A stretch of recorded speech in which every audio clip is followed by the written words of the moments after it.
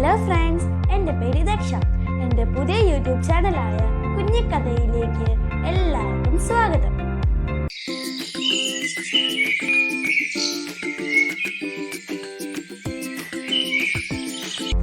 ഞാൻ ഇന്നിവിടെ പറയാൻ പോകുന്നത് പുതിയതും വളരെ രസകരവുമായിട്ടുള്ള ഒരു കഥയാണ്. ആ കഥയുടെ പേരെന്താണെന്നറിയാവോ? വെളിച്ചം തൊട്ട പക്ഷി. ഒരിടത്തൊരിടത്തൊരിടത്ത് ഒരു പുഴയുടെ തീരത്ത് മഞ്ഞുപോലെ വെളിച്ചം പടർന്ന് ഒരു ഗ്രാമമുണ്ടായിരുന്നു. അവിടെ ഒരു ചെറു പക്ഷി താമസിച്ചിരുന്നു. ആ പക്ഷിയുടെ പേരെന്താണെന്നറിയാവോ? ആ പക്ഷിയുടെ പേരാണ് താരാലി. താരാലിക്ക് മറ്റു പക്ഷികളെ പോലെ പറക്കാനാകില്ലായിരുന്നു. പറക്കാൻ ശ്രമിക്കുമ്പോഴൊക്കെ അവൾ കാറ്റ് കാരണം നിലത്ത് വീഴും.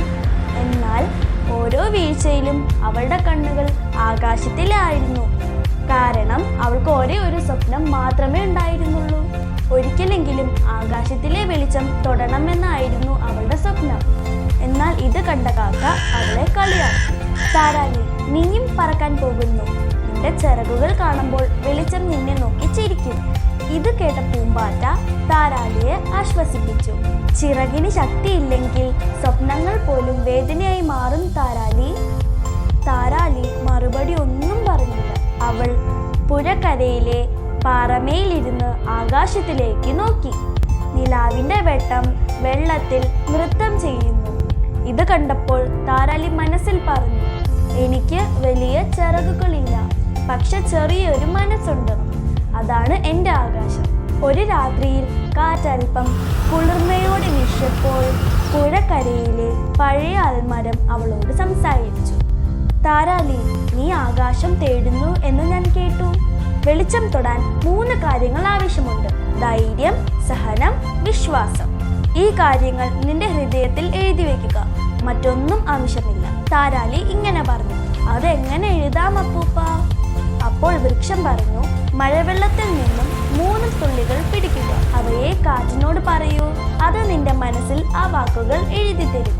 അടുത്ത ദിവസം രാവിലെ ആദ്യ സൂര്യകിരണം വെള്ളത്തിൽ വീണപ്പോൾ താരാലി തന്റെ ചിറകുകൾ വിടർത്തി.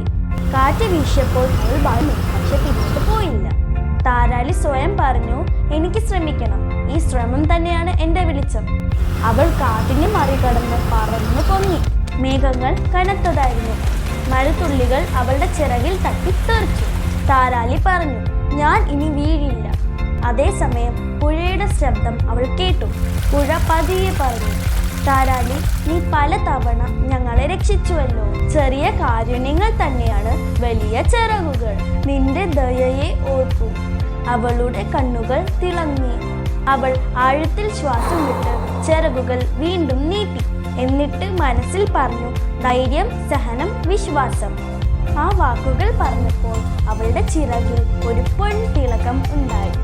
കാറ്റിന് ഇനി അവളെ തളർത്താൻ കഴിയില്ല. അവൾ മെല്ലെ മേഘങ്ങളുടെ മുകളിലേക്ക് പറന്നു. ആകാശം മൊത്തത്തിൽ വെളിച്ചത്തിൽ മിന്നി. താരാലി അതിൽ ചിറകുകൾ നീട്ടി. താരാലി മനോഹരമായ ശബ്ദത്തിൽ പറഞ്ഞു, ഇതാണ് ആ വെളിച്ചം, ഇതാണ് എൻ്റെ സ്വപ്നം. നന്ദി ആകാശമേ, എന്നെ അത് തൊടാൻ സമ്മതിച്ചതിന്.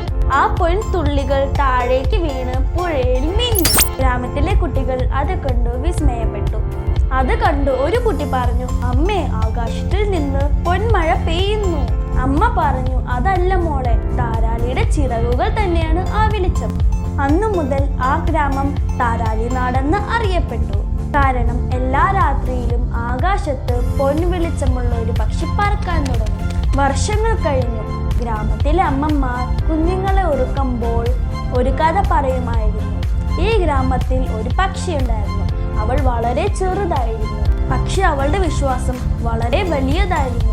അവൾ പറഞ്ഞത് ചിറകുകൾ കൊണ്ടല്ല, ഹൃദയത്തിന്റെ ശക്തിയിലൂടെയാണ്. കേട്ട് ഒരു കുഞ്ഞു ചോദിച്ചു, അമ്മേ, എനിക്ക് താരാലിയെ പോലെ ആകാശത്തെ തൊടാൻ ആകുമോ? അമ്മ ചിരിച്ചുകൊണ്ട് പറഞ്ഞു, നിനക്ക് തീർച്ചയായും പറ്റും. ധൈര്യവും സഹനവും വിശ്വാസവും ഉണ്ടെങ്കിൽ നിനക്കും വെളിച്ചത്തെ തൊടാം. ഇതിൽ നിന്ന് എന്തു മനസ്സിലായി?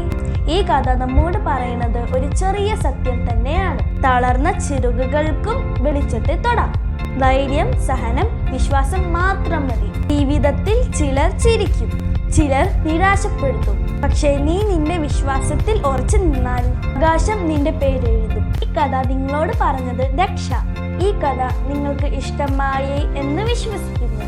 എൻ്റെ യൂട്യൂബ് ചാനലായ കുഞ്ഞിക്കഥ ലൈക്ക് ചെയ്യാനും ഷെയർ ചെയ്യാനും സബ്സ്ക്രൈബ് ചെയ്യാനും മറക്കരുത്. ഈ കഥ ഇഷ്ടമായെങ്കിൽ കമൻറ്റ് ചെയ്യുക. ഇനിയുള്ള എൻ്റെ പുതിയ കഥകൾ കേൾക്കാൻ ബെൽ ബട്ടൺ ക്ലിക്ക് ചെയ്യുക. എല്ലാവർക്കും നന്ദി. അടുത്ത വീഡിയോയിലൂടെ കാണാം.